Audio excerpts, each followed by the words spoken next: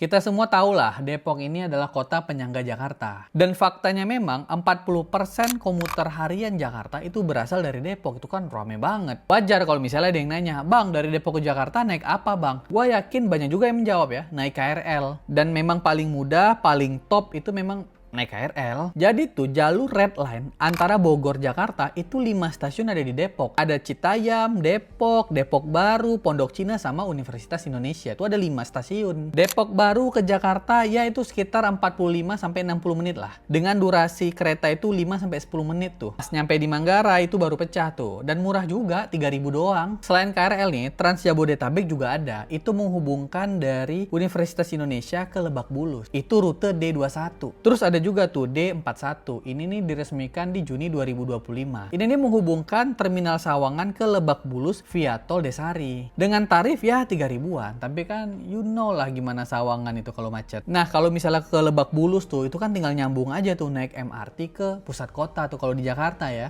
Pokoknya enak lah kalau warga Depok mau ke Jakarta tuh enak lah. Terus ada juga rute P11 yang menghubungkan antara Blok M ke Bogor dan bisa lewat Buperta tuh di Cibubur ya, masih kena Depok lah. Kemudian nih bagi warga Depok yang ada di sebelah timur itu kan ada LRT Harjamukti yang dimana ini stasiunnya di Depok juga di daerah Cimanggis tuh. Dari Harjamukti ke Dukuh Atas ya 30 sampai 40 menit lah. Dan biayanya juga nggak mahal-mahal banget ya 10 ribuan. Jadi kalau lu lagi pengen ke Jakarta nih orang-orang Depok Timur cus langsung sampai. Nah itu opsi-opsi dari Jakarta ke Depok atau dari Depok ke Jakarta. Terus nanya, "Bang kalau Transum di dalam Depoknya sendiri gimana, Bang?" Ah, nih gue jelasin. Selain nyambung-menyambung angkot yang lumayan banyak di Depok, nah di Depok juga ada namanya Biskita. Ini kayak Trans Jabodetabek lah, kayak TJ lah, tapi versi Depok gitu. Saat ini memang baru satu koridor doang nih yang aktif nih Biskita. Terminal Depok atau Margonda menuju stasiun LRT Harjamukti sepanjang 34 km dengan 44 halte.